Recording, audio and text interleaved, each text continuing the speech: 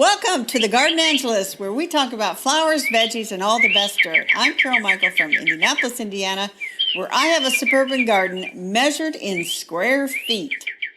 And I'm Dee Nash from Guthrie, Oklahoma, where I garden on several acres out in the country. We call ourselves Garden Angelists because we are evangelists for gardening. We love gardening and we want others to love it too. Yes, we do, and we aren't afraid to spill the beans and tell all of our gardening secrets, the good, the bad, and even the ugly. But that's enough of who, what, when, where. Let's move on to this week's episode. Hello, Carol.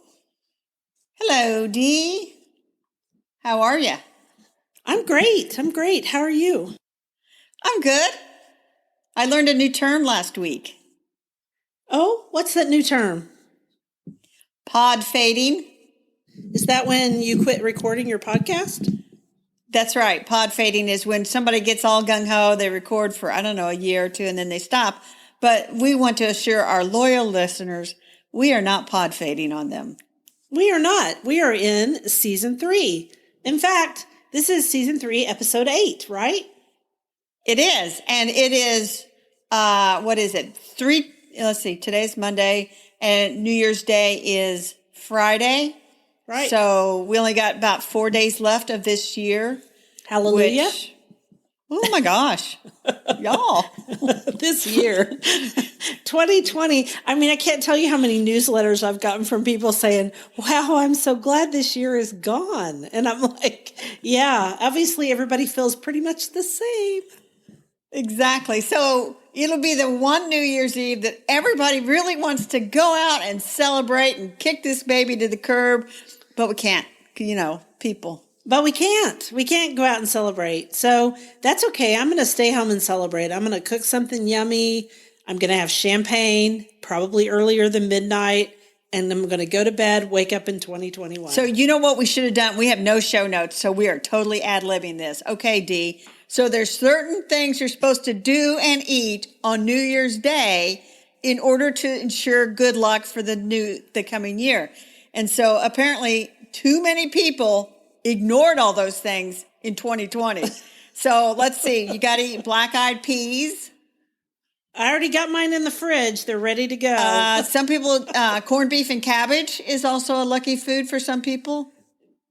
Okay, for you all who eat corned beef and cabbage, not on St. Patrick's Day, but on New Year's Day, eat plenty for us. I also heard that chocolate coins are a thing where people buy little gold-shaped, gold foil chocolate. Yes. And they eat those for more money.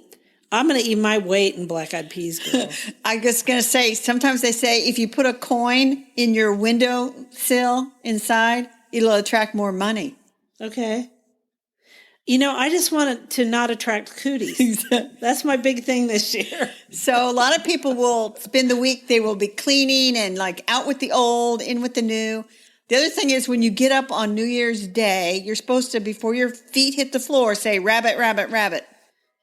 Okay. I mean, I think maybe we should all pray more, honestly. But I'll say rabbit, rabbit, rabbit.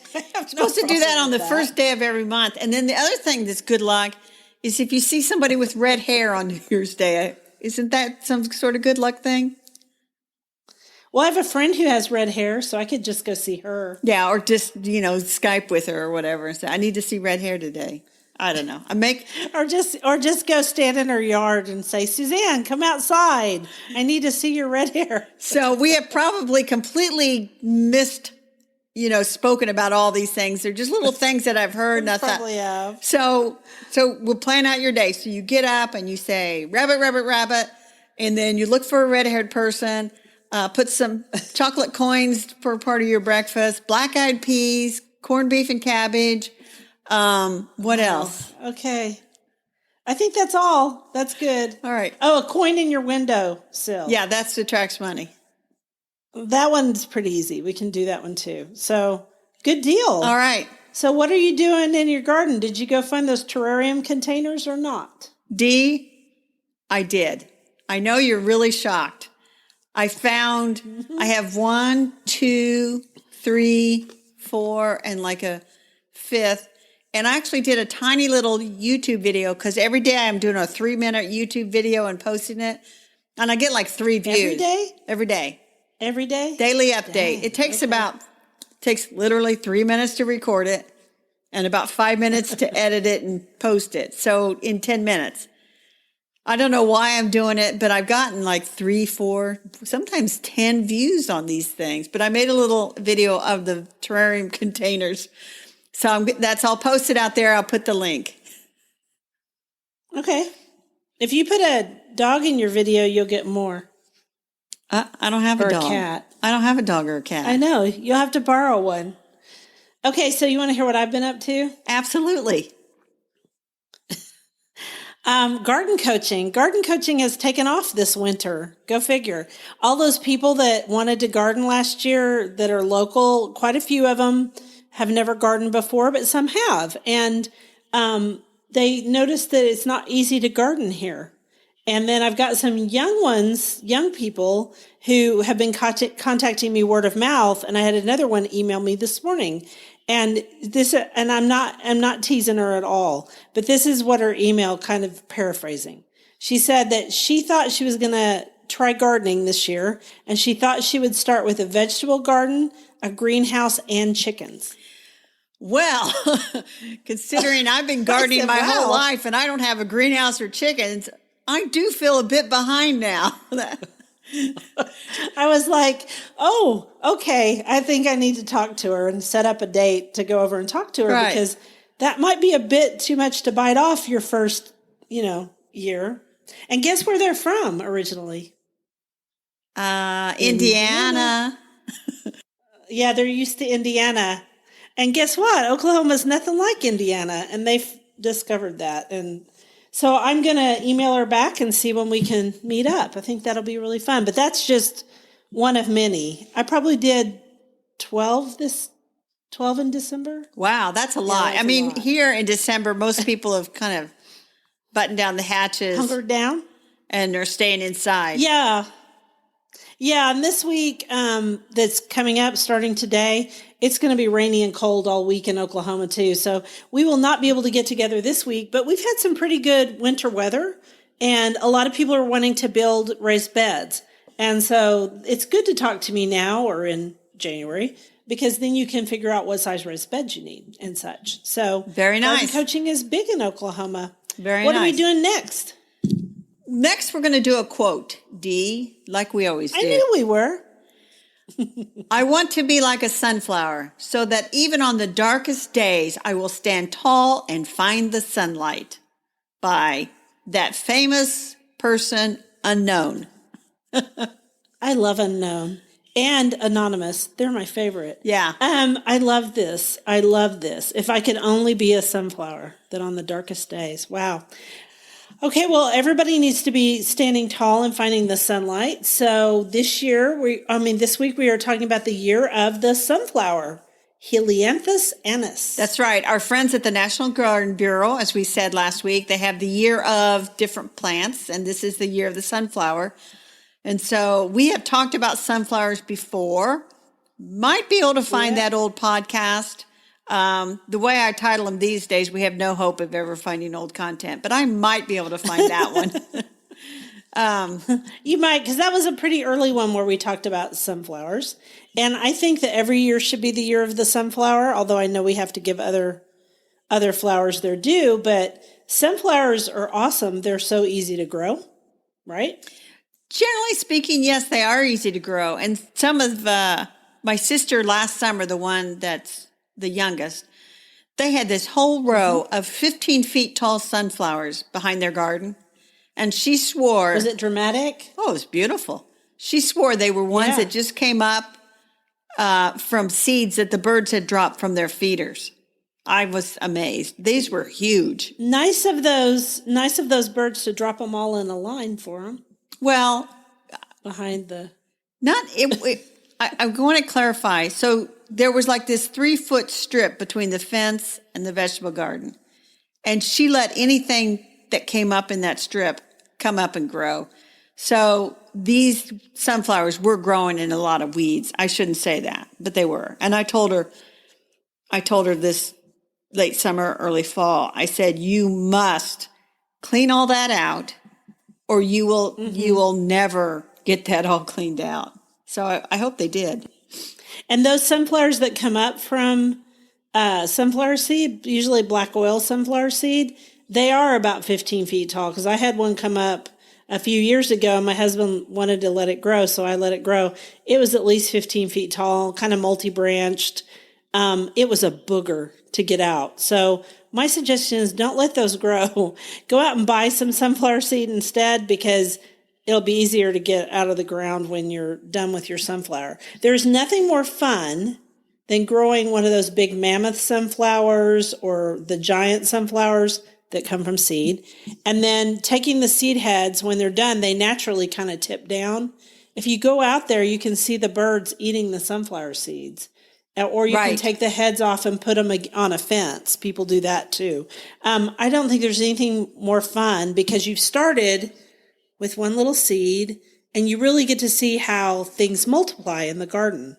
One seed makes this big head with tons of seeds, which is part of that Fibonacci sequence.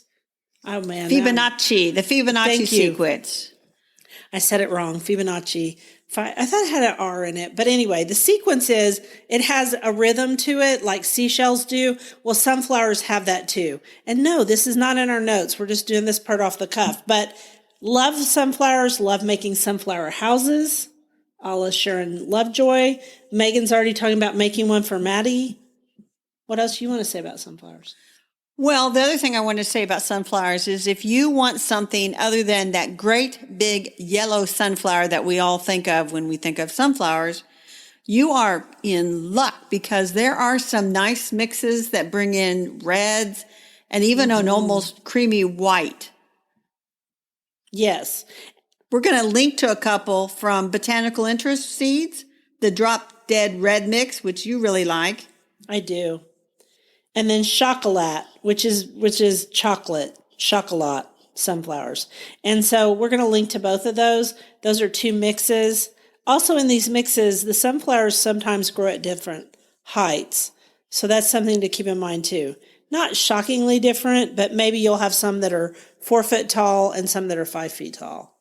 And then we should talk a little bit about dwarf too.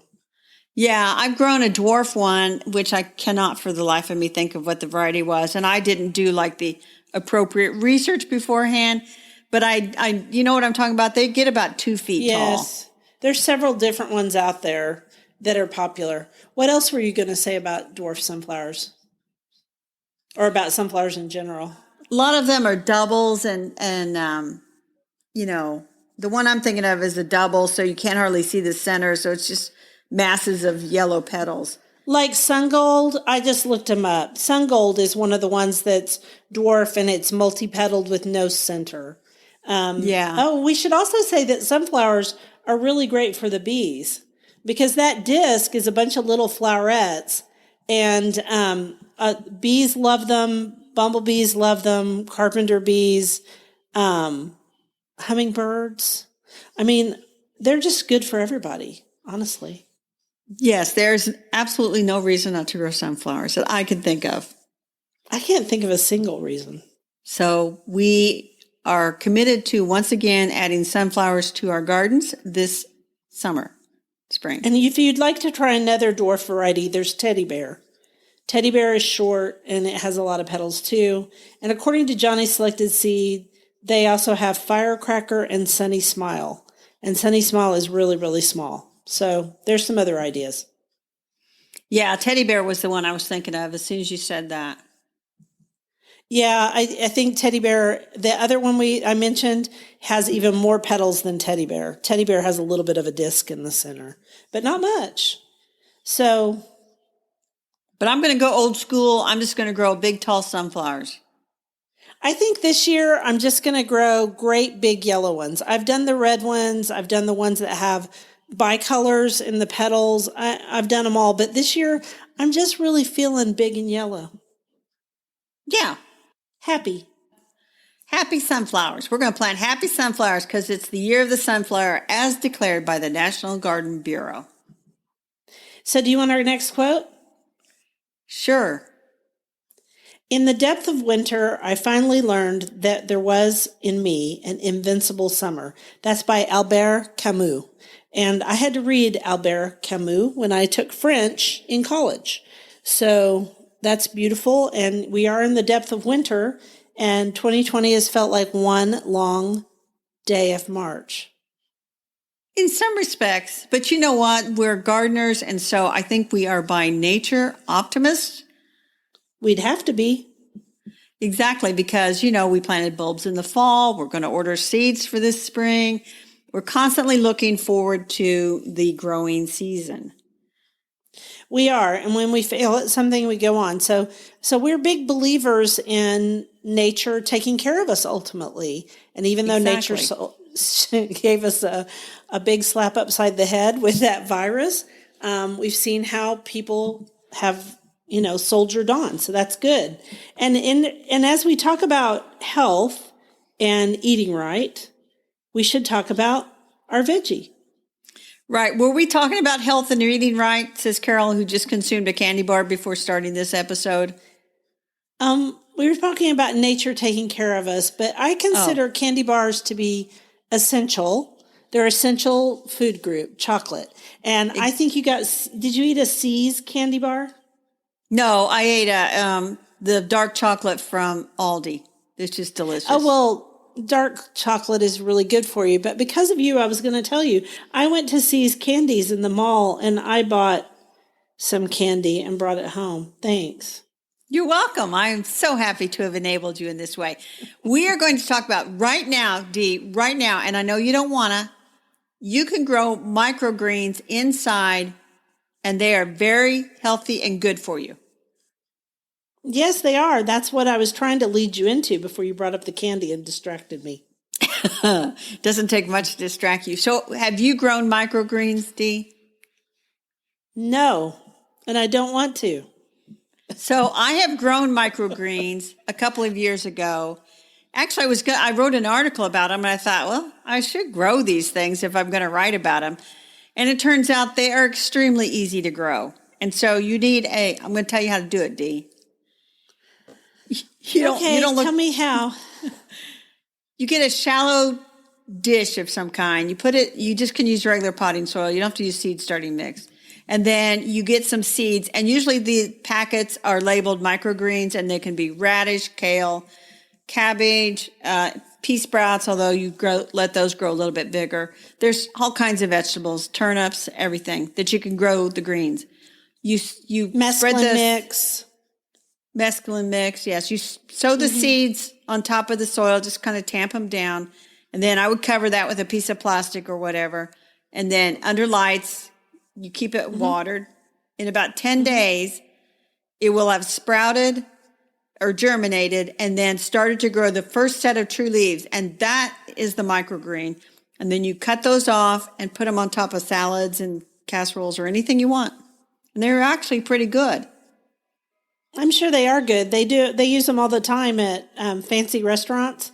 In fact, one fancy restaurant that I've been to, they always have microgreens sitting up on the bar because they think they're cute and pretty, and then they also put them on their salads. I'm not anti-growing microgreens. I just don't want to do it. But I will say this. If you're going to cover those, I do grow a lot of seedlings, and I grow a lot of transplants. So my suggestion is that you use that wrap that is called press and seal. If you don't, or use takeout boxes, because Lord knows we all have lots of takeout boxes now. So use takeout boxes and use the clear lid on top because they seal really nicely. And of course, you take that off as soon as anything sprouts. But press and seal in a pinch works really well too because it doesn't flop around. And you don't even have to seal it all the way around. Just seal it 3 sides. And then it'll stay. And it's nice. And then you just peel it back when you're ready to peel it back. So are you going to grow microgreens? Yes, I am. And I'm going to, I'll take pictures to prove it to you. So, because I got this flat. And actually Botanical Interest sent this to me a couple of years ago because I had ordered some seeds and I put a whole bunch in my cart. And then when I went to check out, something happened and half my seeds disappeared from the cart. Uh-oh. So I emailed our friend, the president of Botanical Interest, and I said, hey, my card emptied halfway out. And I told her that I was using the Safari browser, et cetera, et cetera, et cetera. So they got with their web guy and they got it all fixed. And she sent me this really nice wooden flat. And inside is the plastic insert that doesn't have any holes, so it wouldn't cause it to drain through. So it's kind of decorative. And then I found the rectangular, I'll say they're sort of like peat pots, but they're stronger than peat pots. And 6 of them fit perfectly. And so I'm going to do one of those, and they're like maybe 6 by 3. I'm going to do one of those about every week or so, and that way I'll have a staggered harvest. Well, that sounds good, actually. It does. And I have some lights to put it under, so I'm going to put it under the lights, and you shall see. I have lights too. And we should talk about growing transplants this spring again, to help people a little ahead of time. But our suggestion is you definitely have to have lights to grow under. And one more thing about Botanical Interests. No, they did not give us any money for this, but we're really good friends with the people who own it. I mean, with the woman who owns it. And that's what I wanted to say, is a woman-owned company. And a lot of people don't know that. They don't. But Judy Seaborn is the president, and she has done a really nice job. And we spent a lot of time talking to her. And what's really impressive is she hires botanical artists to draw the pictures of all the fruits and vegetables on the seed packets. And then the packaging is just beautiful. When you get it. Yeah, the packaging's gorgeous. It looks like you're getting a gift in the mail. It is. So anyway, microgreens. I'm going to get those started this week. Okay, you ready for our next quote?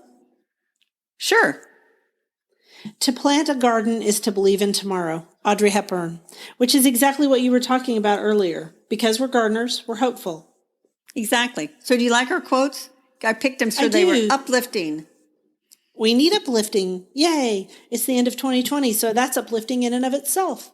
Yay! Okay, so now we're going to talk about our bookshelf, our book on the bookshelf. And I do not have this book, so you're going to talk about it. But tell us the title.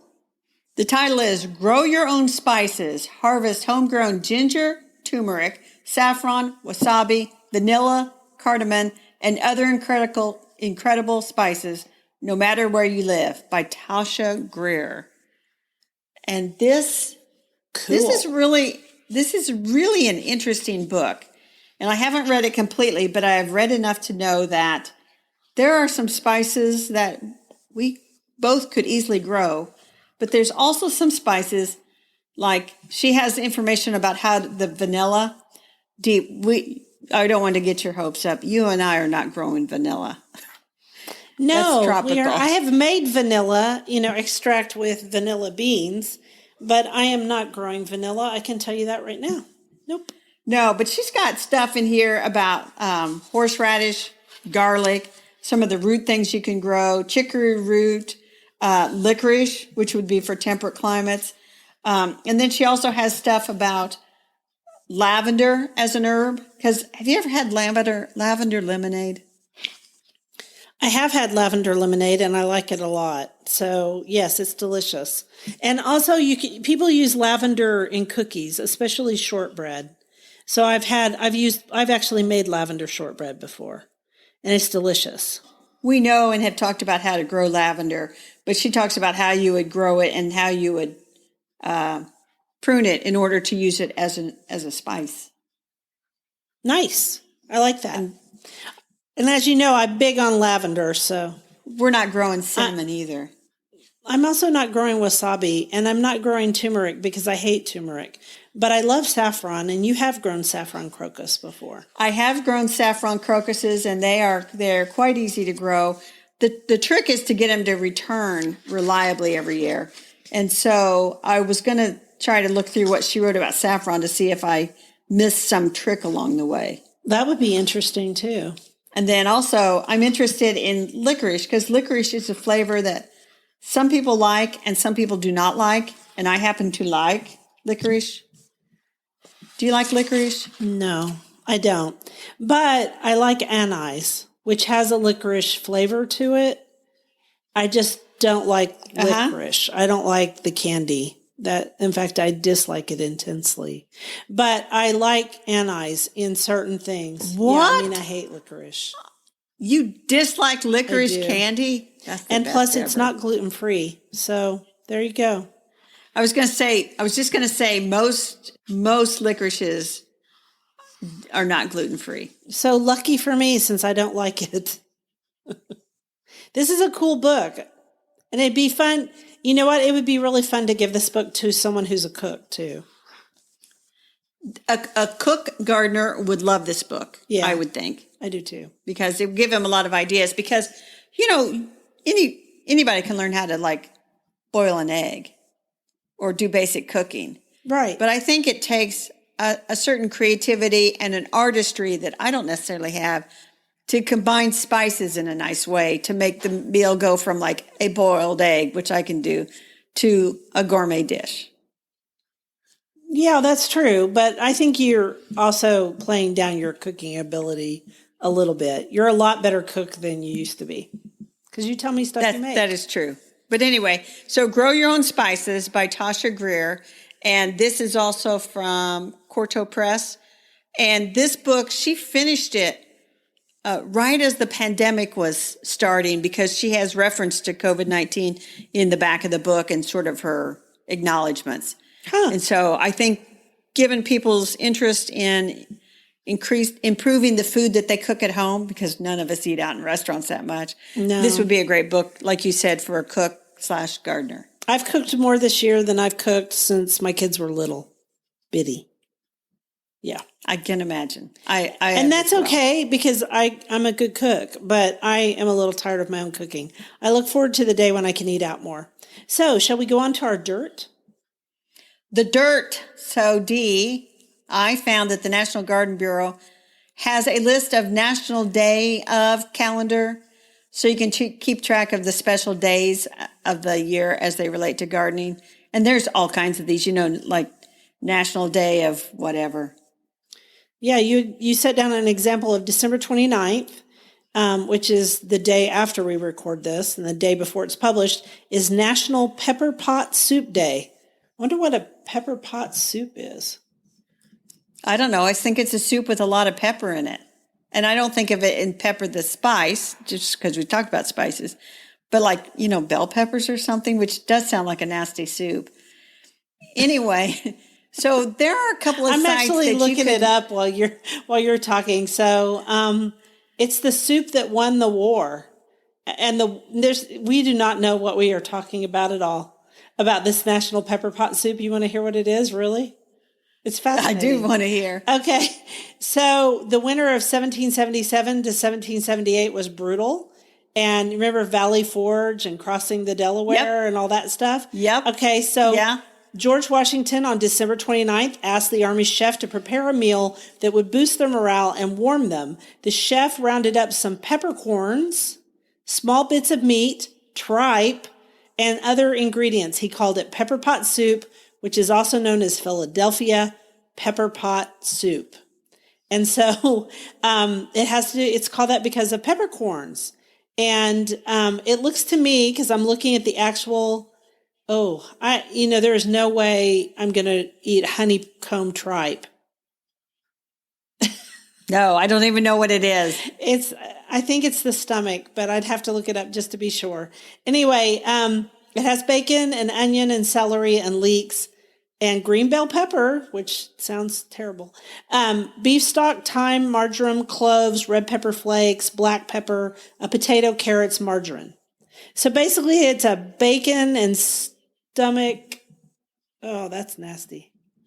So the fact that it has bacon probably redeems it a little bit. Anyway, so that's the kind of stuff you can find out if you look up these national days. And there are sites where you can go and register a day. So if you wanted to make like, I don't know, a particular day like National Garden Angeles Day or something, some of the sites, they want a lot of money, like $500. And the others, you can just register them for free, and they've got some requirements. So you're thinking about that right now when we're going to have National Garden Angeles Day. There you go. I'm still trying to get over the tripe, but yes, National Garden Angelus Day. Funny, funny, funny. All right, so we are running over time. We didn't think we had hardly any material today. And look We at got to us. talk about our garden commission. What is Okay. your garden commission? My garden commission is to keep the plants in my greenhouse watered and keep the mealy bugs at bay. I am having trouble with mealy bugs on one set of plants. And if I don't get it, Gosh, if I don't get it under control fast, those plants are going to have to be pitched because those mealy bugs will get all over everything in the greenhouse. Yuck. Amen. My garden commission is to come up with a plan for each of the terrarium containers that I rounded up. So what's going to go in each one? Fun. And then we're going to record a little Zoom thing where we do it together and put it on YouTube. That's right. Fun. That's right. Anyway, we want to thank everyone for listening to the Garden Angelus. If you like our podcast, please tell your friends about us and hit the subscribe button so you don't miss a single episode. And if you listen to Apple Podcasts, we'd love a 5-star review that helps us get noticed by others. Yes, and be sure and check out our show notes for links for more information about today's topics, plus links to our own websites. And if you want to help support us, use the affiliate links. If you buy something after clicking through on them, we earn a small commission and it costs you nothing. It was lovely to chat with all of you over the garden gate today. Bye until next week. Bye until next week, and Happy New Year, everyone. Happy New Year.